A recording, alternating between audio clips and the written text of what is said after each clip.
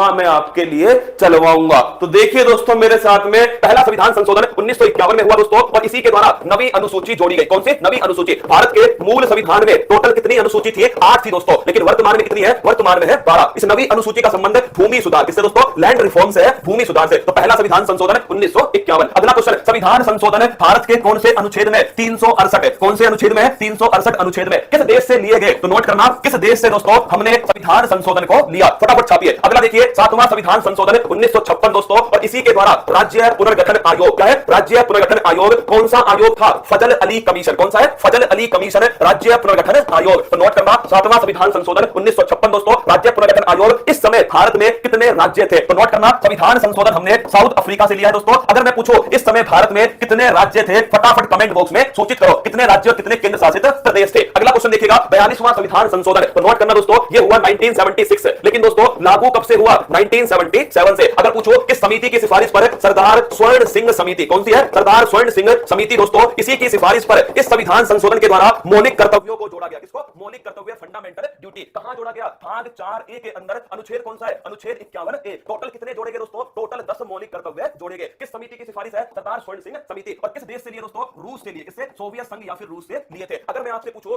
लघु संविधान किसे कहते हैं? मिनी कॉन्स्टिट्यूशन, तो लिख लेना 42वां संविधान संशोधन। और इसी के द्वारा क्या? इसी के द्वारा दोस्तों नोट करना, प्रस्तावना में एक बार संशोधन हुआ है। क्या प्रस्तावना में एक बार संशोधन हुआ? 42वां संविधान संशोधन था। और अगर आपसे पूछे कितने शब्द जोड़े गए? 3 शब्द। समाजवाद जोड़ा गया दोस्तों, पंथ निरपेक्षता जोड़ा गया और अखंडता जोड़ा गया। तो ये था 42वां संविधान संशोधन। अगला क्वेश्चन आपके सामने, और वो है दोस्तों 44वां संविधान संशोधन। तो नोट करना, इसके द्वारा 44वें संविधान संशोधन के द्वारा संपत्ति के अधिकार, मोस्ट इंपोर्टेंट क्वेश्चन है, संपत्ति का जो अधिकार था इसे फंडामेंटल राइट से लीगल राइट में कन्वर्ट कर दिया। किसमें दोस्तों? लीगल राइट में कन्वर्ट कर दिया। किसको दोस्तों? संपत्ति के अधिकार को। अगर आपसे पूछो कि दोस्तों फंडामेंटल राइट से लीगल राइट, लीगल राइट में कहां? तो लीगल राइट में दोस्तों नोट करना, लीगल राइट में अनुच्छेद 301। कहां? अनुच्छेद 301। तो संपत्ति का अधिकार वर्तमान में कौन सा अधिकार है? तो वर्तमान में दोस्तों लीगल राइट है संपत्ति का अधिकार। 44वां संविधान संशोधन 1978, मोरारजी देसाई के समय। अगला क्वेश्चन दोस्तों 52वां संविधान संशोधन, मोस्ट इंपोर्टेंट क्वेश्चन है, 52 कॉन्स्टिट्यूशनल अमेंडमेंट 1986 दोस्तों। और अगर आपसे पूछे अनुसूची 10 कौन सी है? अनुसूची 10 को इसी के द्वारा जोड़ा गया। और अनुसूची 10 दल बदल, क्या है दोस्तों? दल बदल संबंधित है। कौन सी अनुसूची है? अनुसूची 10। तो दोस्तों 52वां 52 कॉन्स्टिट्यूशनल अमेंडमेंट अगर आपसे पूछे 1986 दोस्तों,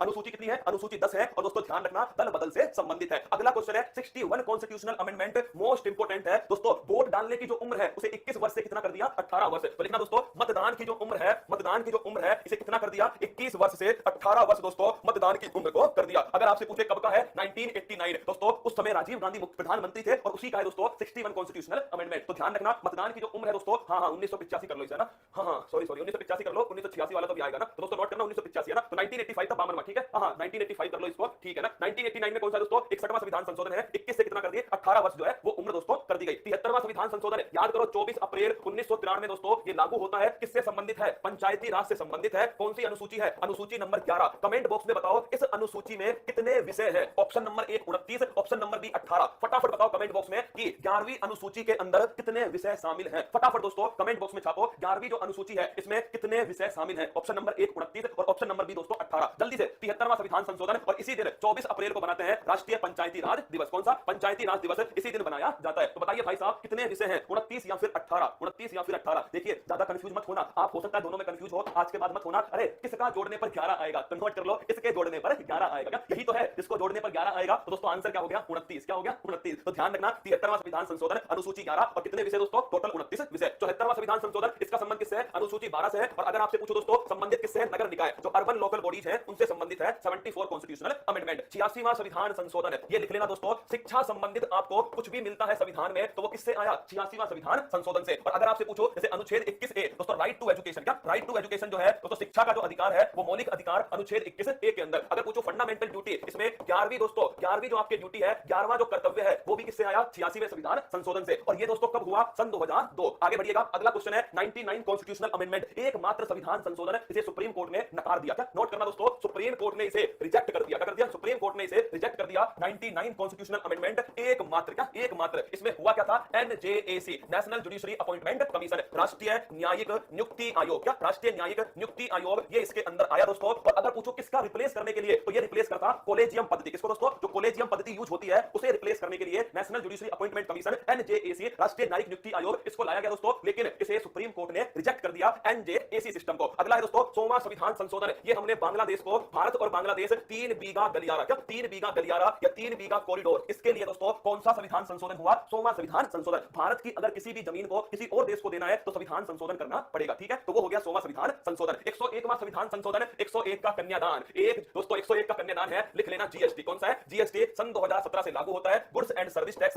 इनडायरेक्ट टैक्स। कौन सा टैक्स है? इनडायरेक्ट टैक्स है जीएसटी। और लागू करने वाला पहला राज्य है असम दोस्तों। समिति कौन सी है? विजय केलकर समिति। कौन सी है? विजय केलकर समिति। जीएसटी 101वां संविधान संशोधन। अगला क्वेश्चन 102, ओबीसी आयोग को क्या बनाना? संवैधानिक आयोग बनाना। उसके लिए दोस्तों कौन सा है? उसके लिए लिख लेना 102वां संविधान संशोधन। जो ओबीसी आयोग है इसे संवैधानिक आयोग में कन्वर्ट करने के लिए 102वां संविधान संशोधन। 103 दोस्तों अच्छा क्वेश्चन है, ईडब्ल्यूएस, इकोनॉमिकल वीकर सेक्शन दोस्तों। आर्थिक रूप से जो कमजोर वर्ग है, क्या आर्थिक रूप से जो कमजोर वर्ग है उसके लिए 10% का जो आरक्षण था वो दोस्तों किसमें आया? ये आया 103वां संविधान संशोधन, ईडब्ल्यूएस। अगला क्वेश्चन है 104वां संविधान संशोधन। पहली बात तो एससी एसटी के लिए सीट का जो रिजर्वेशन है उसे 10 वर्ष के लिए एक्सटेंड कर दिया। क्या 10 वर्ष के लिए सीटों का रिजर्वेशन एससी एसटी के लिए बढ़ा दिया। और दूसरा दोस्तों एंग्लो इंडियन की जो आपके पद, एंग्लो इंडियन की जो सीट थी उसे समाप्त कर दिया। तो यह है दोस्तों आपका कौन सा? यह है आपके 104वां संविधान संशोधन।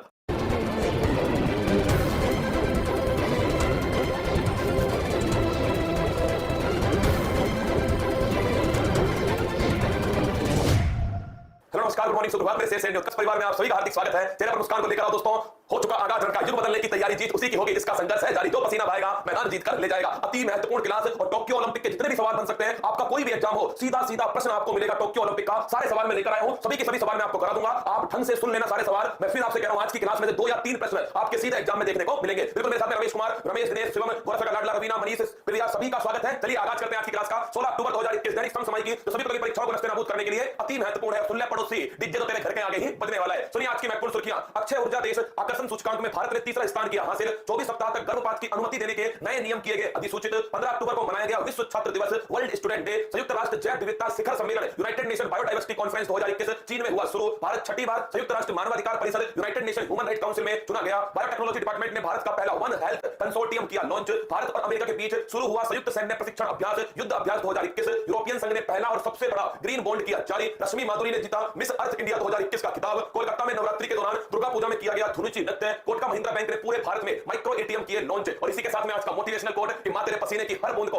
मोती तक चमकाऊंगा और मां तू सपने बड़े देखना। पूरा करने की जिम्मेदारी अब की बात हमारी है। हम अपनी मेहनत से उस जिम्मेदारी को पूरा करेंगे। फर्क होता है खुदा और फकीर में, फर्क होता है किस्मत और लकीर में। अगर कुछ चाहो और ना मिले तो समझ लेना कि कुछ और अच्छा लिखा है तकदीर में। कोई एग्जाम तुम दो और उस एग्जाम में असफल हो जाओ तो ध्यान रखना, उससे जो बड़ा पोस्ट है ना, उससे जो अच्छी पोस्ट है वो तुम्हारे तकदीर में लिखी है। इसका मतलब ये नहीं तुम असफल हो गए, तुम्हारी तकदीर में कुछ और लिखा है। बस तुम मेहनत करना मत छोड़ना, तुम हार मत मानना। जिस दिन तुमने हार मान ली ना, समझ लो दोस्तों दुनिया की कोई भी ताकत तुम्हें नहीं जिता पाएगी। और अगर तुमने ठान ली दुनिया की कोई भी ताकत तुम्हें हरा नहीं सकती। जो पसीने से नहाएगा ना वही इतिहास बदलेगा। और आप हो जो कर सकते हो, यू कैन डू इट। और आपको करके दिखाना है। अपना पसीना अपना सब कुछ लगा दो इस लक्ष्य को पाने में। ये लक्ष्य तुम्हारी हौसलों से बड़ा नहीं है। तो हारा वही है जो लड़ा नहीं है। अगर तुम लड़ लिए तो तुम्हारी जीत पक्की है। बस तुम हारना मत।